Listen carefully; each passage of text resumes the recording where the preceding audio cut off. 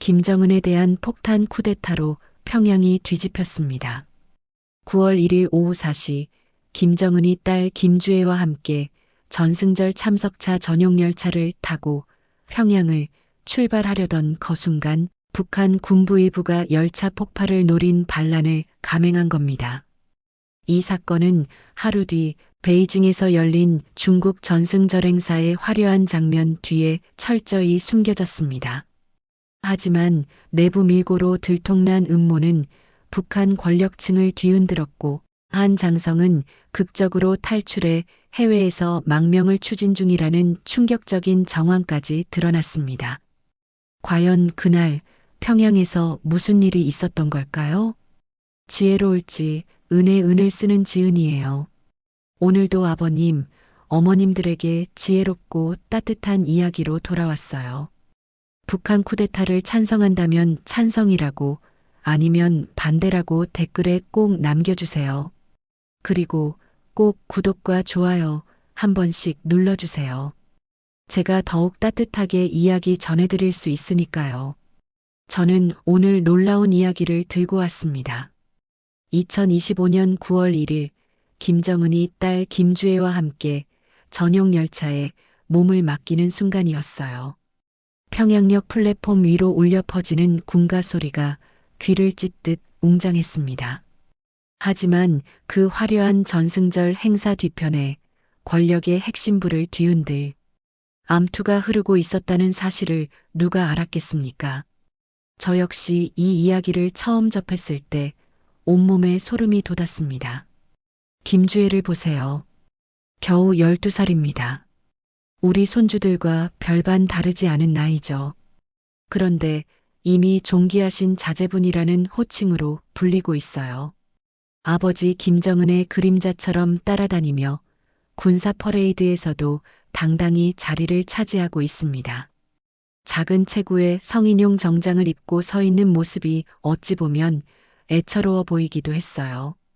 북한에서는 벌써 그 아이를 미래의 지도자로 바라보고 있었습니다. 관영 매체들이 김주애의 모든 행보를 상세히 보도하기 시작했어요. 군 간부들과 악수하는 장면, 미사일 발사를 참관하는 모습, 심지어 외국 사절단과 만나는 장면까지 말입니다. 어린아이에게는 너무나 무거운 짐이었죠.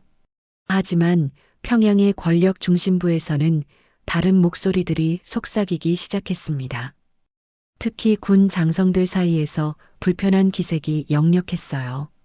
몇십 년간 북한 체제를 떠받쳐온 그들에게 여성 후계자라는 개념은 받아들이기 어려운 현실이었습니다. 조선 왕조 500년 역사에서도 김일성 가문 70년 역사에서도 전례가 없는 일이었으니까요. 한 고위군 장성의 마음속을 들여다보면 이런 생각들이 스쳐갔을 겁니다. 자신의 딸도 김주의 또래인데 그 아이는 평범한 학교에 다니며 친구들과 뛰어노는 게 일상이었죠. 반면 김주애는 이미 국가 행사장에서 수백 명의 시선을 받으며 서 있어야 했어요. 그 모습을 바라보는 장성의 심정은 복잡했을 겁니다. 군부 내에서는 은밀한 모임들이 늘어나기 시작했습니다. 공식적으로는 작전 회의나 친목 모임이라고 했지만 실제로는 다른 이야기들이 오고 갔어요. 과연 이것이 옳은 길인가라는 의문들이 조심스럽게 제기되었습니다. 몇몇 장성들의 표정에서는 깊은 고민의 흔적을 읽을 수 있었어요. 북한 사회 전체가 변화의 기로에 서 있었습니다.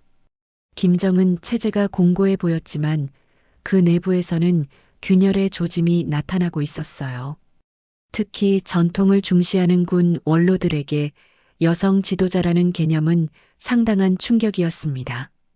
그들은 자신들이 평생 몸담아온 체제의 근본이 흔들리는 것 같은 불안감을 느꼈을 거예요. 김주애가 공개 행사에 나타날 때마다 북한 주민들의 반응도 엇갈렸습니다. 일부는 새로운 지도자의 등장을 환영했지만 또 다른 일부는 의구심을 품었어요. 오랫동안 남성 중심의 권력 구조에 익숙해진 사회에서 이런 변화는 결코 쉽게 받아들여질 수 있는 일이 아니었습니다. 그 와중에도 김정은은 딸의 정치적 입지를 강화하기 위해 노력했습니다. 중요한 순간마다 김주애를 동반했고 그녀가 미래 지도자로서 필요한 경험을 쌓을 수 있도록 배려했어요. 하지만 이런 행보가 오히려 일부 세력들의 반감을 키우고 있다는 사실을 그는 아직 모르고 있었습니다. 평양 곳곳에서는 긴장감이 감돌기 시작했습니다. 표면적으로는 평온해 보였지만 권력의 핵심부에서는 보이지 않는 갈등이 깊어지고 있었어요. 김주애라는 존재 자체가 북한 체제에 새로운 변수로 작용하고 있었던 겁니다. 그 변수가 앞으로 어떤 결과를 가져올지 아무도 예상할 수 없었습니다. 그런데 여러분, 그 불안한 기운이 현실로 나타나기 시작했습니다. 8월 마지막 주 평양의 한 고급 요리점 지하실에서 비밀스러운 모임이 열렸어요. 밖에서는 일반 손님들이 냉면을 후루룩 마시고 있었지만 지하에서는 북한의 운명을 바꿀 위험한 대화가 오가고 있었습니다. 참석자는 모두 6명, 모두 군 고위 장성들이었어요. 한 장성이 조심스럽게 입을 열었습니다. 그의 목소리는 떨리고 있었지만 눈빛만큼은 확고했어요. 수십 년간 북한 체제를 지켜온 그에게 지금의 상황은 견딜 수 없는 모독처럼 느껴졌습니다. 조선의 전통이 무너지는 것을 지켜만 볼 수는 없다는 생각이 그의 마음을 지배했어요. 다른 장성들도 비슷한 심정이었습니다. 그들 중 한 명은 주먹을 불끈 쥐며 분노를 표출했어요. 평생을 바쳐 섬겨온 조선이 이런 식으로 변해가는 것을 받아들일 수 없다는 표정이었습니다. 김주애가 공개석상에 나타날 때마다 그들의 가슴 속에서는 무언가 타들어가는 느낌이 들었어요. 가장 나이 많은 장성이 천천히 고개를 들었습니다.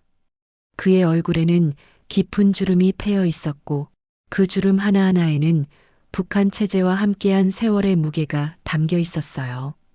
그는 김일성 시대부터 복무해온 산증인이었습니다. 그런 그에게 여성 후계자라는 개념은 상상조차 할 수 없는 일이었어요. 회의는 점점 구체적인 방향으로 흘러갔습니다. 처음에는 단순한 불만 토로였지만 시간이 지나면서 실행 가능한 계획으로 발전해 갔어요. 그들은 김정은이 전승절 행사를 위해 베이징으로 향하는 일정을 면밀히 분석했습니다. 9월 1일 오후 4시 평양역에서 전용 열차가 출발한다는 정보를 확인했어요. 한 장성이 지도를 펼쳤습니다. 평양역에서 중국 국경까지의 철도 노선이 상세히 표시되어 있었어요. 그들은 가장 효과적인 지점을 찾기 위해 머리를 맞댔습니다. 터널 구간, 교량 구간, 직선 구간을 하나하나 검토했어요. 어떤 곳이 가장 확실하면서도 안전한지 계산해 봤습니다. 폭발물 전문가였던 한 장성이 기술적인 부분을 설명했습니다. 그의 손가락이 지도 위의 한 지점을 가리켰어요. 평양에서 약 30km 떨어진 터널 입구였습니다. 그곳에서라면 열차가 완전히 파괴될 것이고 생존자는 없을 거라고 단언했어요. 하지만 계획을 세우면서도 그들의 마음은 편치 않았습니다. 김정은을 제거한다는 것은 곧 김주애도 함께 사라진다는 뜻이었으니까요. 12살 어린아이를 해친다는 생각에 몇몇 장성들의 얼굴이 어두워졌어요.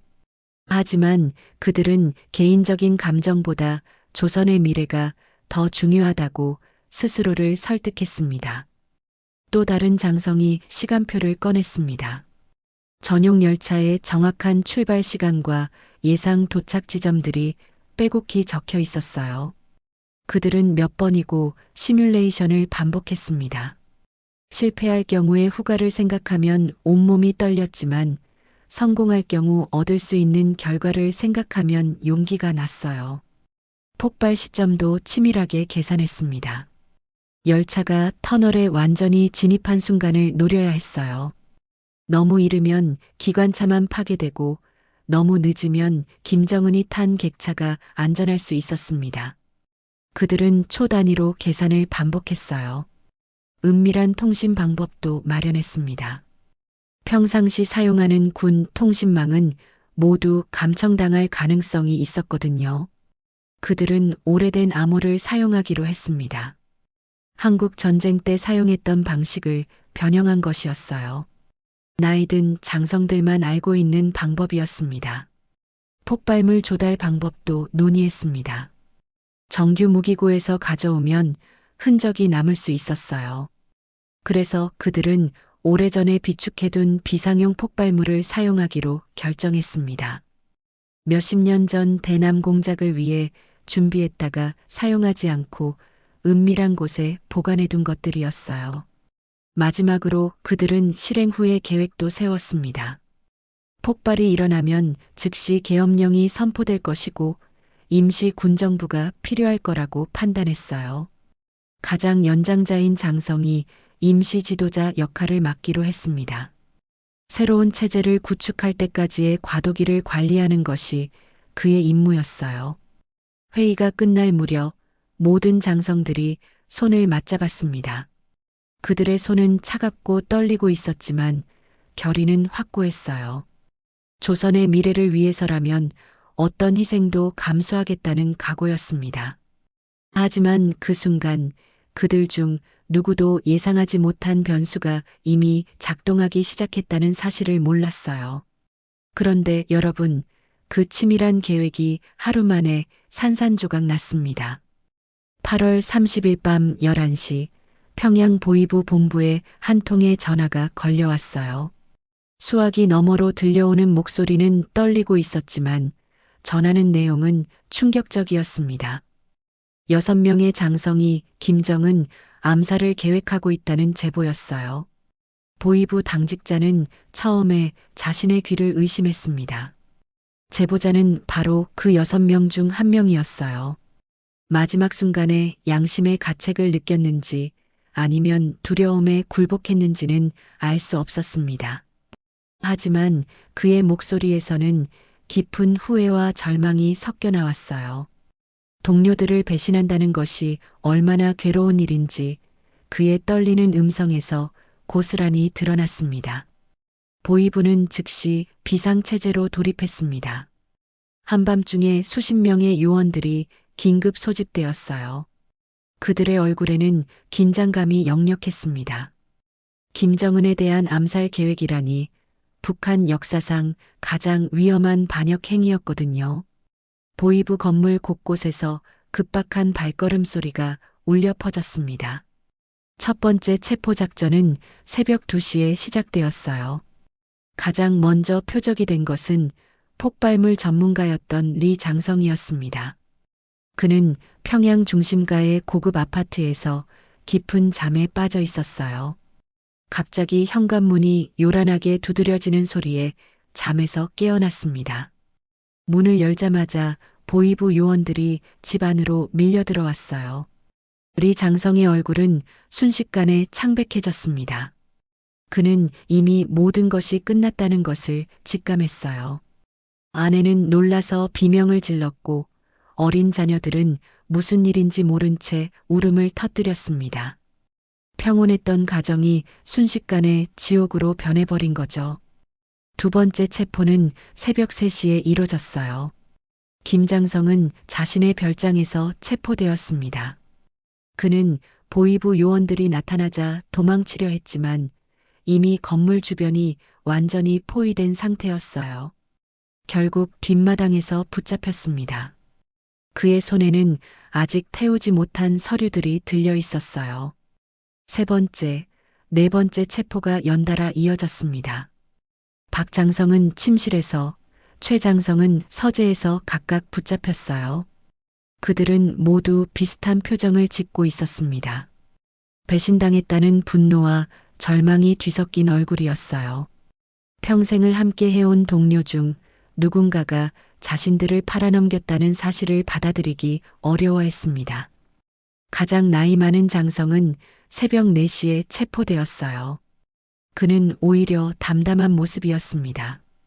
오랜 세월 북한 체제를 지켜보며 이런 일들을 수없이 봐왔거든요.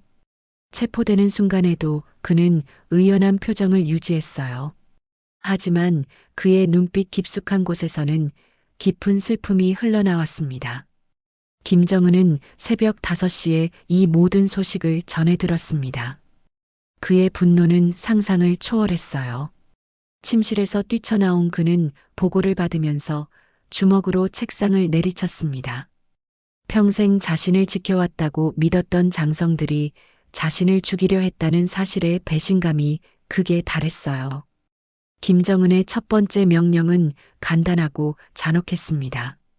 체포된 5명의 장성들을 즉시 처형하라는 것이었어요. 그는 딸 김주애를 노린 자들에게는 어떤 자비도 베풀 수 없다고 외쳤습니다. 그의 목소리는 분노로 떨리고 있었고 눈에서는 살기가 뿜어져 나왔어요. 하지만 보위부 책임자는 조심스럽게 건의했습니다. 너무 성급하게 처형하면 다른 공모자들을 찾아내기 어려울 수 있다고 말이에요. 김정은은 잠시 생각에 잠겼습니다. 그의 이성과 감정이 치열하게 충돌하고 있었어요. 결국 그는 고문을 통해 모든 것을 토해내게 한 후 처형하라고 명령했습니다. 평양 전체가 공포 분위기에 휩싸였습니다. 새벽부터 시작된 대대적인 체포 작전 소식이 시민들 사이에 빠르게 퍼져나갔어요.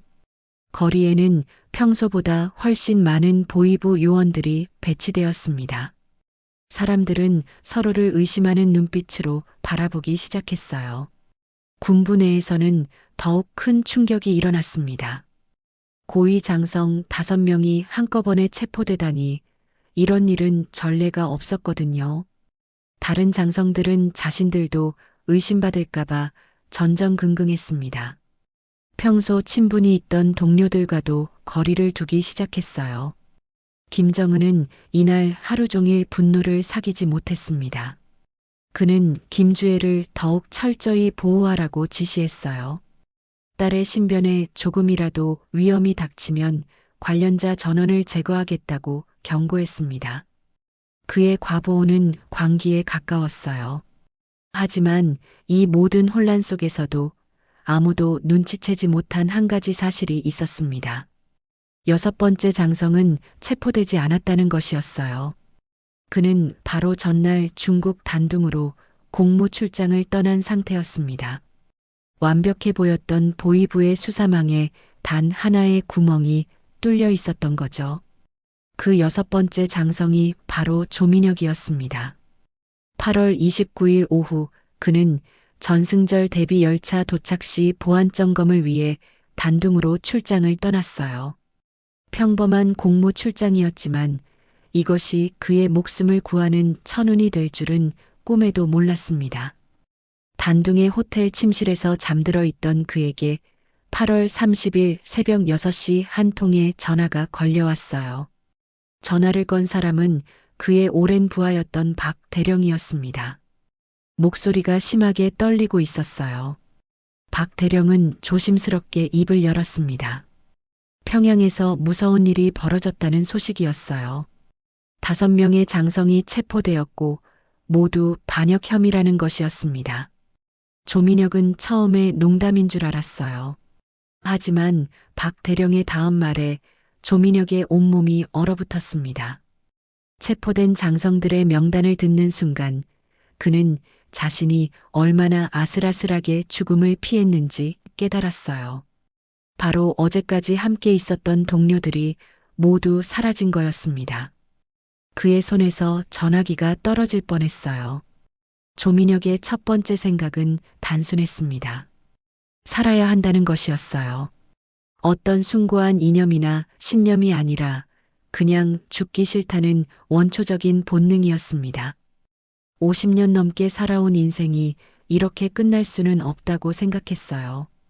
평양에 남겨둔 가족들을 생각하면 더욱 살아야 할 이유가 분명했습니다. 하지만 동시에 깊은 분노가 치밀어 올랐습니다. 누군가 자신들을 팔아넘겼다는 사실이 믿어지지 않았어요. 평생을 함께 해온 동지 중 한 명이 배신자였다니 이런 모독이 또 어디 있겠습니까? 조민혁은 주먹을 불끈 쥐며 이를 갈았어요. 더 무서운 것은 김정은의 반응이었습니다. 그 성격이라면 관련자 전원을 즉시 처형할 게 뻔했어요. 조민혁도 언제든 체포 명단에 오를 수 있었습니다. 지금까지 쌓아온 권력도 충성도 모든 것이 한순간에 의미 없어지는 상황이었어요. 조민혁은 서둘러 짐을 챙겼습니다. 중요한 서류들과 현금 그리고 가족 사진 한 장만 가방에 넣었어요. 평양에 남겨둔 아내와 딸 생각에 가슴이 답답했습니다. 자신 때문에 가족들이 연좌제 처벌을 받을 가능성이 높았거든요. 호텔을 나서면서 조민혁은 자신의 처지를 정확히 파악했습니다. 이제 그는 북한의 권력자가 아니라 도망자였어요. 어제까지만 해도 수많은 부하들이 고개 숙여 인사하던 장성님이었는데 이제는 혼자서 길거리를 헤매는 신세가 되었습니다. 단둥 거리를 걸으면서 그는 끊임없이 뒤를 돌아봤습니다. 혹시 북한 요원들이 따라오는 건 아닌지, 중국 공안이 자신을 감시하는 건 아닌지 의심스러웠어요. 평소에는 아무렇지 않게 지나다니던 거리가 이제는 위험으로 가득한 곳처럼 느껴졌습니다. 그런데 이상한 일이 벌어졌습니다. 중국 거리에서 마주친 사람들의 표정이 평양과 달랐어요. 긴장하지 않고 자연스럽게 웃고 떠들고 있었습니다. 조민혁은 지금까지 이런 모습을 본 적이 없었어요. 북한에서는 항상 누군가를 의식하며 조심스럽게 행동해야 했거든요. 길거리 상점에서 파는 물건들도 신기했습니다. 북한에서는 보기 어려운 외국 제품들이 당연하다는 듯 진열되어 있었어요. 사람들이 자유롭게 사고 파는 모습을 보며 조민혁은 뭔가 이상하다는 생각이 들었습니다. 지금까지 배워온 것과 다른 세상이었어요. 하지만 그는 아직 확신할 수 없었습니다. 오랫동안 받아온 교육 때문에 이 모든 것이 겉모습일 뿐이라고 생각했어요. 분명 어딘가에 감시와 통제가 있을 거라고 믿었습니다. 북한 밖의 세상도 결국 비슷할 거라는 선입견이 강했거든요. 조민혁은 오랫동안 알고 지내던 중국인 사업가를 만났습니다. 그 사업가는 조민혁의 급박한 상황을 한눈에 알아챘어요. 많은 말 없이도 서로를 이해할 수 있었습니다. 국경 지역에서 오랫동안 살아온 사람들은 이런 일에 익숙했거든요. 사업가는 조민혁에게 미얀마로 가는 방법을 제안했습니다. 그곳에서 새로운 신분으로 살 수 있다고 했어요. 조민혁은 잠시 망설였지만 다른 선택의 여지가 없었습니다. 평양으로 돌아가는 것은 곧 죽음을 의미했어요. 그날 밤 조민혁은 잠을 이룰 수 없었습니다. 자신이 지금까지 믿고 살아온 모든 것들이 흔들리는 느낌이었어요. 김정은에 대한 충성, 체제에 대한 신뢰, 조선의 위대함에 대한 믿음, 모든 것이 의심스러워졌습니다. 특히 가족들이 걱정되었어요. 아내는 남편이 반역자가 되었다는 사실을 알고 얼마나 충격받았을까요? 딸은 아직 어린데 아버지 때문에 평생 고생하게 될 것이었습니다.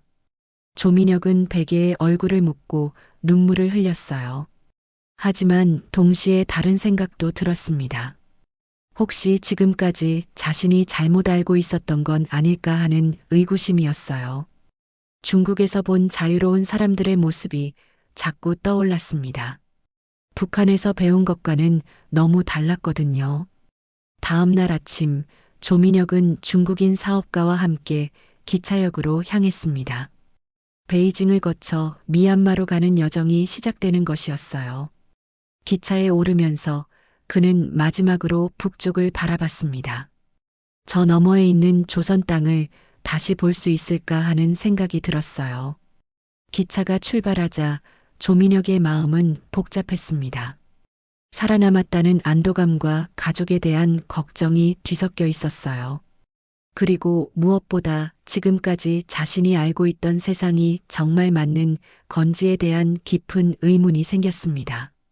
베이징에서 미얀마행 비행기를 기다리는 동안 조민혁은 처음으로 진짜 외부 세계를 마주했습니다. 공항 대합실에서 본 광경은 충격적이었어요. 수백 명의 사람들이 자유롭게 왔다 갔다 하고 있었습니다. 그런데 아무도 서로를 감시하지 않았어요. 북한에서라면 상상할 수 없는 일이었습니다. 한 중국인 가족이 조민혁 옆에 앉았습니다. 아버지와 어머니, 그리고 10살 정도 되어 보이는 딸이었어요. 그 아이는 스마트폰으로 게임을 하며 깔깔거리고 있었습니다. 부모는 아이를 나무라지 않고 오히려 함께 웃고 있었어요. 조민혁은 이런 모습을 본 적이 없었습니다. 북한에서 조민혁의 딸은 항상 긴장하며 살아야 했어요. 학교에서도 집에서도 어디서든 조심해야 할 말과 행동이 정해져 있었습니다. 그런데 이 중국 아이는 전혀 다른 세상에서 살고 있는 것 같았어요. 자유롭고 행복해 보였습니다. 공항 서점에서 조민혁은 더 큰 충격을 받았습니다. 온갖 종류의 책과 잡지들이 진열되어 있었어요. 정치 비판 서적, 종교 관련 도서, 심지어 북한을 다룬 책들까지 있었습니다. 북한에서라면 소지만 해도 정치 범수용소에 갈 책들이었어요. 한 권의 책을 집어들고 페이지를 넘겨보니 북한의 실상을 적나라하게 보여주는 내용들이 있었습니다. 조민혁은 처음에 이것들이 거짓 선전이라고 생각했어요. 하지만 자세히 읽어보니 자신이 직접 경험했던 일들과 너무나 일치했습니다. 특히 북한 엘리트들의 생활을 묘사한 부분에서 조민혁은 소름이 돋았습니다. 자신이 누려왔던 특권들, 일반 주민들과의 격차, 권력층의 부패상 등이 정확히 기술되어 있었어요. 외부 세계가 북한의 진실을 이렇게 잘 알고 있다는 사실이 놀라웠습니다. 미얀마행 비행기 안에서 조민혁은 승무원과 간단한 대화를 나눴습니다. 그 승무원은 조민혁이 북한 출신이라는 것을 알고도 전혀 경계하지 않았어요. 오히려 호기심을 보이며 북한에 대해 물어봤습니다. 조민혁은 이런 반응이 의외였어요. 비행기에서 본 중국 땅은 광활했습니다. 끝없이 펼쳐진 도시들과 도로망을 보며 조민혁은 중국의 발전상에 놀랐어요.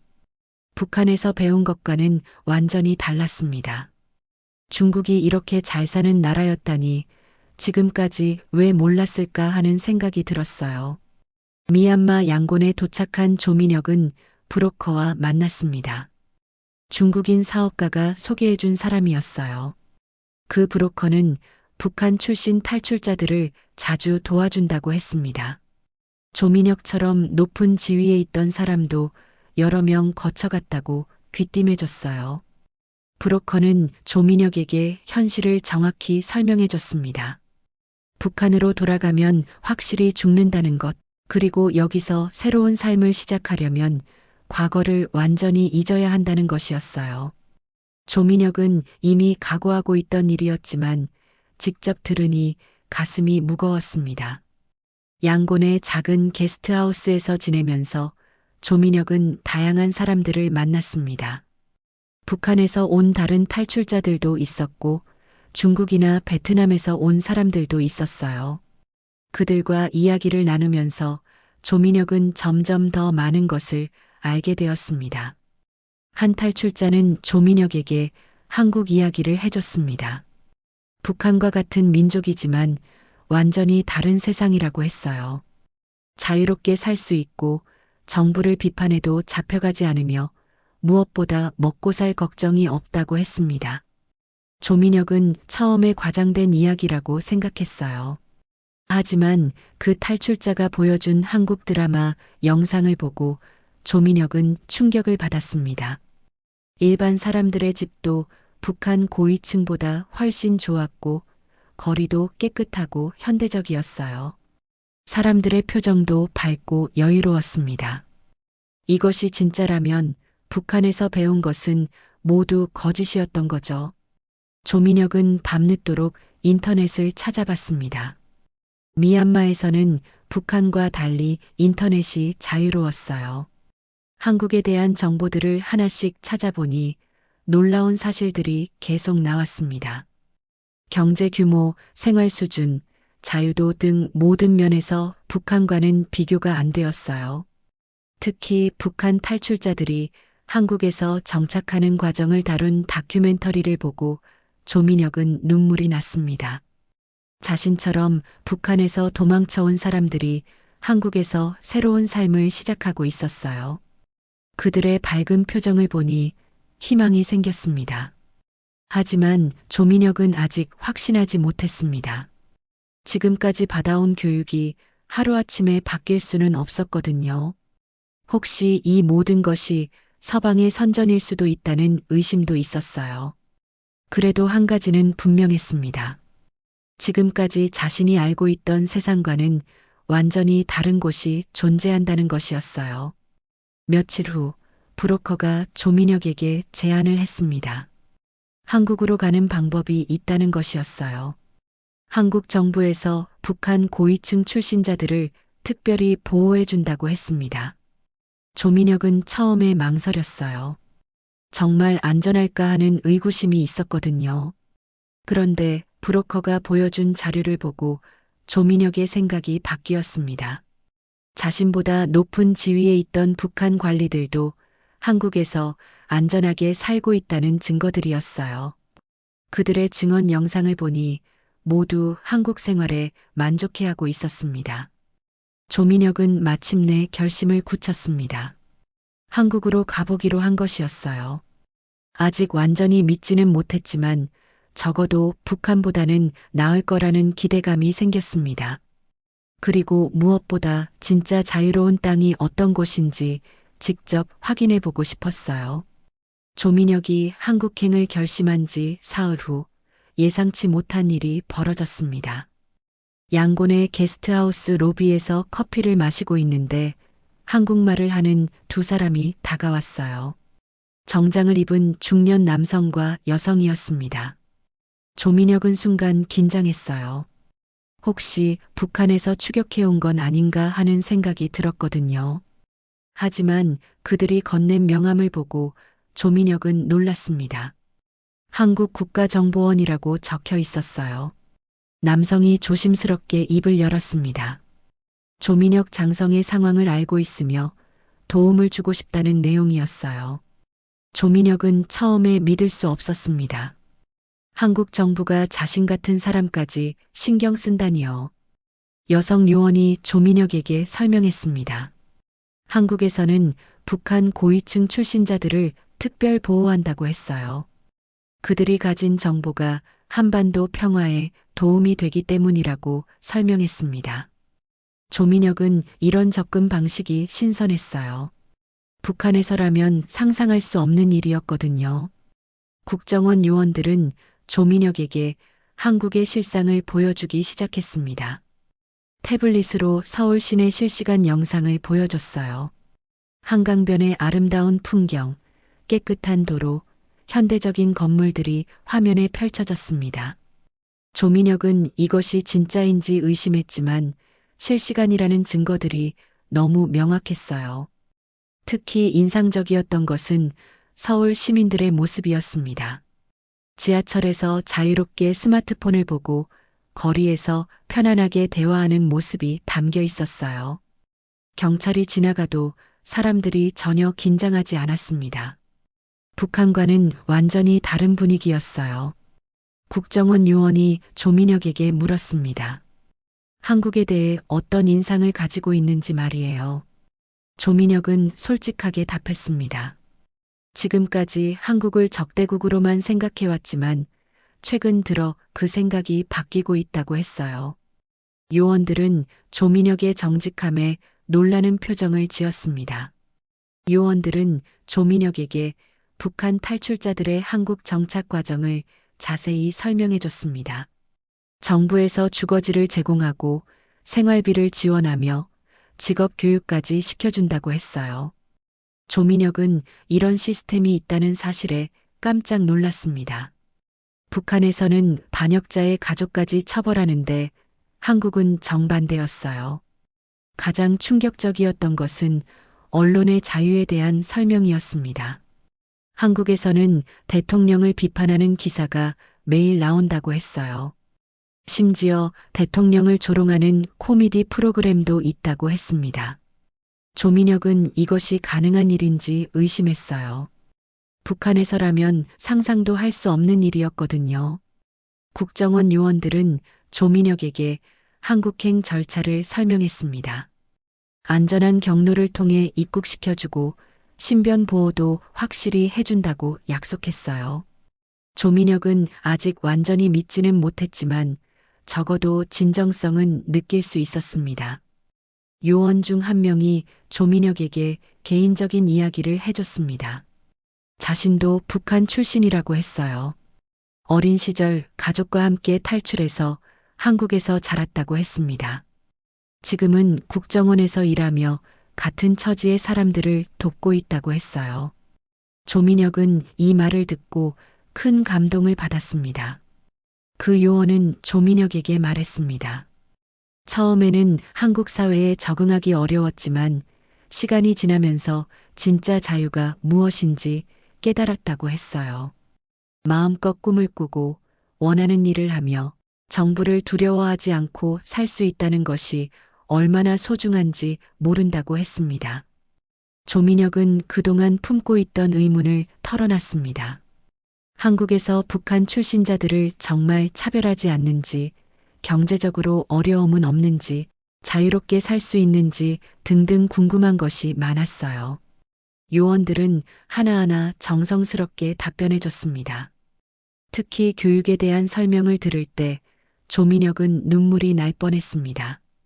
한국에서는 누구나 능력만 있으면 대학에 갈 수 있고 출신 성분을 따지지 않는다고 했어요. 조민혁은 평양에 남겨둔 딸을 생각했습니다. 그 아이가 한국에 있었다면 얼마나 좋았을까 하는 아쉬움이 밀려왔어요. 국정원 요원들은 조민혁에게 시간을 주겠다고 했습니다. 충분히 생각해보고 결정하라고 했어요. 강요하지 않는 태도가 조민혁에게는 신선했습니다. 북한에서는 모든 것이 명령과 지시였는데 한국 사람들은 선택권을 주는 것이었어요. 그날 밤 조민혁은 잠을 이루지 못했습니다. 지금까지 자신이 믿고 살아온 모든 것들이 흔들리고 있었어요. 한국이 정말 이런 나라라면 자신이 평생 잘못 알고 있었던 거였습니다. 북한에서 배운 것들이 모두 거짓이었다는 생각이 들었어요. 특히 한국 사람들의 따뜻함이 인상적이었습니다. 자신 같은 적국 출신을 이렇게 배려해주다니 상상도 못했던 일이었어요. 북한에서는 계급과 출신 성분으로 사람을 판단했는데 한국은 달랐습니다. 조민혁은 점점 한국에 대한 호감이 생겼습니다. 아직 완전히 확신하지는 못했지만 적어도 가볼 만한 가치는 있다고 생각했어요. 무엇보다 진짜 자유가 무엇인지 직접 경험해보고 싶었습니다. 며칠 후 조민혁은 국정원 요원들에게 연락했습니다. 한국에 가보겠다고 결심을 전했어요. 요원들은 기뻐하며 모든 준비를 도와주겠다고 약속했습니다. 조민혁은 마침내 새로운 인생을 시작할 기회를 얻었다는 생각이 들었어요. 2025년 9월 3일 베이징 천안문 광장은 화려한 축제 분위기에 휩싸였습니다. 중국의 전승절 기념 행사가 성대하게 열렸어요. 조민혁은 미얀마의 작은 게스트하우스에서 이 장면을 생중계로 지켜보고 있었습니다. 화면 속에는 김정은과 김주애가 시진핑, 푸틴과 함께 환하게 웃으며 서 있었어요. 김정은의 얼굴에는 여유로운 미소가 떠올라 있었습니다. 딸 김주애를 옆에 세우고 중국, 러시아 지도자들과 악수하는 모습이 당당해 보였어요. 전 세계 언론들이 이 장면을 주목하며 북중러 동맹의 강화를 보도하고 있었습니다. 하지만 조민혁만은 이 화려한 장면 뒤에 숨겨진 진실을 알고 있었어요. 불과 나흘 전 평양에서는 김정은이 죽을 뻔한 위험천만한 상황이 벌어졌었습니다. 군 장성들의 쿠데타 계획이 발각되어 대대적인 숙청이 이뤄졌어요. 하지만 베이징의 화려한 무대에서는 그런 내부 위기가 전혀 드러나지 않았습니다. 김정은은 완벽한 연기를 하고 있었던 거죠. 조민혁은 화면 속 김주애를 바라보며 복잡한 심정이 들었습니다. 겨우 12살인 그 아이가 이 모든 위험의 중심에 서 있다는 사실이 안쓰러웠어요. 자신의 딸과 같은 또래인데 한 아이는 권력 투쟁의 소용돌이 속에서 다른 아이는 평범한 일상을 살고 있다는 현실이 가슴을 아프게 했습니다. 시진핑이 김정은을 환대하는 모습을 보며 조민혁은 국제 정치의 허상을 깨달았습니다. 겉으로는 화려한 우정을 과시하지만 실제로는 각자의 이익을 계산하고 있을 뿐이었어요. 김정은도 내부 위기를 감추기 위해 이런 외교 무대가 필요했을 것이고 중국과 러시아도 각자의 목적이 있었을 거였습니다. 특히 김주애가 카메라에 잡힐 때마다 조민혁의 마음은 더욱 무거워졌습니다. 그 아이 때문에 자신의 동료들이 죽었다는 생각이 들었거든요. 물론 잘못은 그 아이에게 있는 게 아니었지만 후계 구도를 둘러싼 갈등이 이렇게 큰 비극을 낳았다는 현실이 씁쓸했어요. 중계 화면에서는 북한 대표단의 화려한 행렬이 이어졌습니다. 고위 간부들이 줄지어 서서 중국 지도부와 인사를 나누고 있었어요. 하지만 조민혁은 그 중에서 며칠 전 체포된 장성들의 빈자리를 확인할 수 있었습니다. 아무도 모르는 사이에 권력의 핵심부에서 피바람이 불었던 거죠. 조민혁은 이 모든 장면을 보면서 북한 체제의 민낯을 다시 한번 확인했습니다. 겉으로는 안정되어 보이지만 내부에서는 끊임없는 갈등과 숙청이 반복되고 있었어요. 자신도 운이 좋아서 살아남았을 뿐 언제든 제거될 수 있는 존재였던 것입니다. 화면 속 김정은이 웃는 모습을 보며 조민혁은 소름이 돋았습니다. 며칠 전까지만 해도 분노에 떨며 동료들을 처형하라고 명령했던 그 사람이 지금은 평화로운 지도자인 양 연기하고 있었거든요. 이런 이중적인 모습이 북한 권력의 실체였습니다. 베이징 전승절 행사가 끝나고 나서 조민혁은 한국에 대한 생각을 더욱 굳혔습니다. 국정원 요원들이 보여준 한국의 모습과 지금 본 북한의 현실을 비교해 보니 그 차이가 극명했어요. 한국에서는 이런 피비린내 나는 권력 투쟁이 없다고 했거든요. 특히 한국의 민주주의에 대한 설명이 떠올랐습니다. 정권이 바뀌어도 전 대통령을 죽이지 않는다는 것, 평화적으로 권력이 이양된다는 것이 신기했어요. 북한에서는 상상할 수 없는 일이었습니다. 김정은의 할아버지나 아버지 시절에도 수많은 숙청이 있었거든요. 조민혁은 자신이 지금까지 얼마나 잘못된 세상에서 살았는지 깨달았습니다. 권력을 유지하기 위해 동료를 죽이고 국민을 속이며 끊임없이 공포를 조성하는 체제였어요. 이런 곳에서 평생을 보낸다는 것이 얼마나 비참한 일인지 실감했습니다. 화면에서는 여전히 북중러 지도자들의 화합을 강조하는 보도가 이어졌습니다. 하지만 조민혁의 눈에는 모든 것이 가식으로 보였어요. 진정한 우정이나 동맹이 아니라 각자의 이익을 위한 계산된 연기에 불과했습니다. 그날 밤 조민혁은 국정원 요원에게 연락했습니다. 하루빨리 한국으로 가고 싶다고 말했어요. 베이징에서 본 김정은의 모습이 너무나 위선적으로 느껴졌거든요. 이런 체제에서 벗어나 진짜 자유로운 곳에서 살고 싶다는 간절함이 생겼습니다.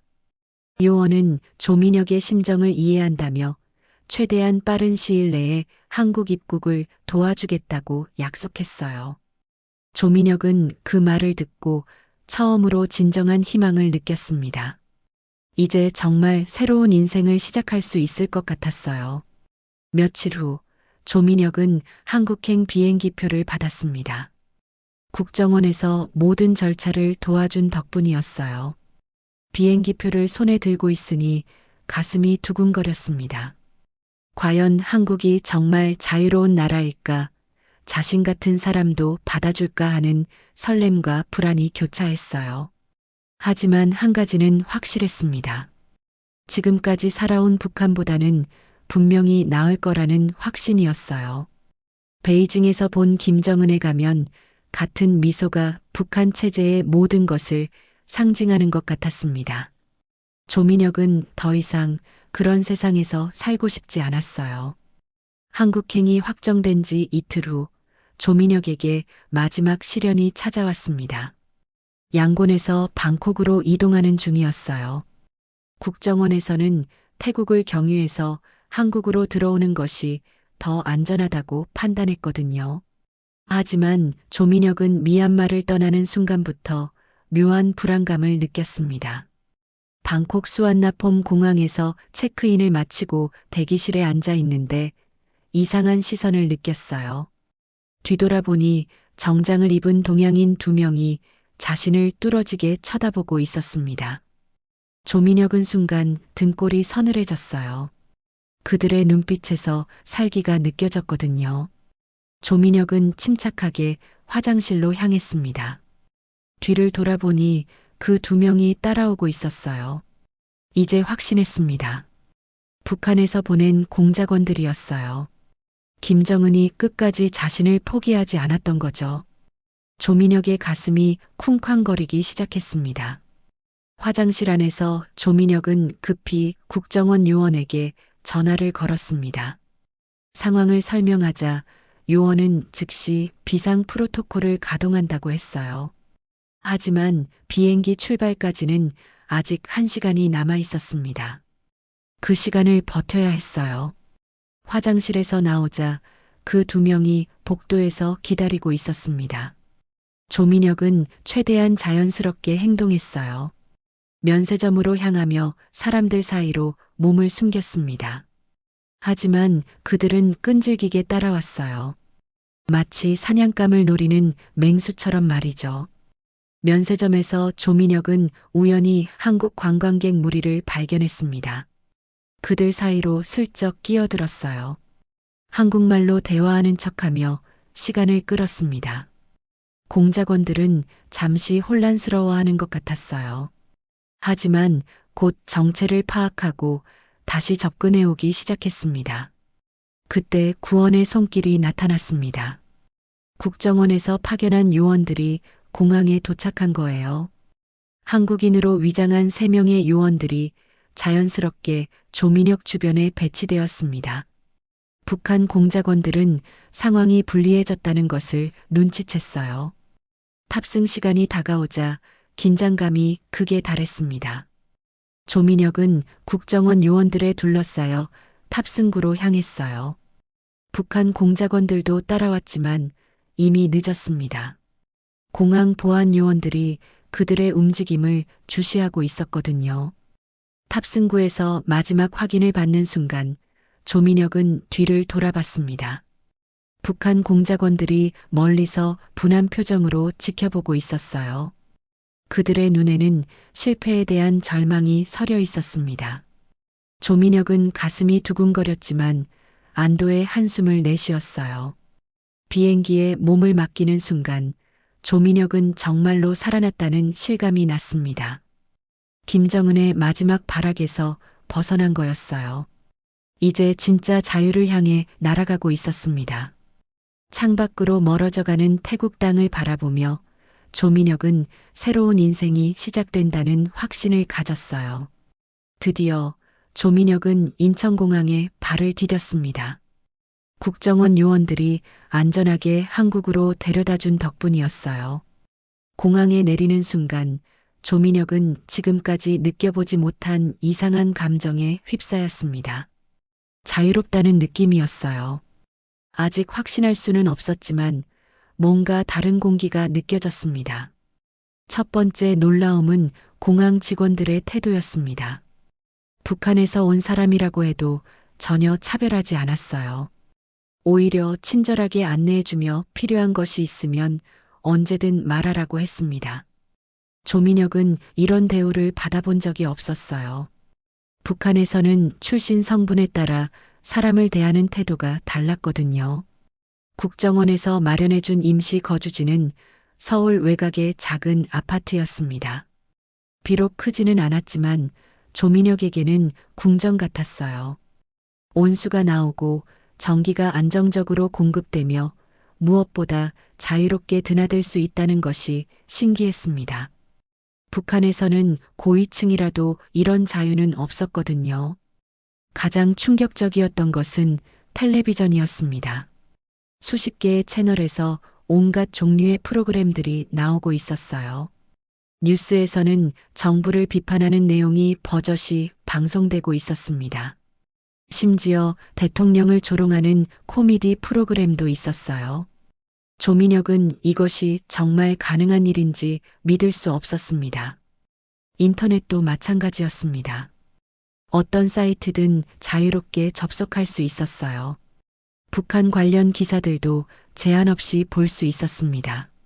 조민혁은 자신이 몰랐던 북한의 진실들을 하나씩 확인해 갔어요.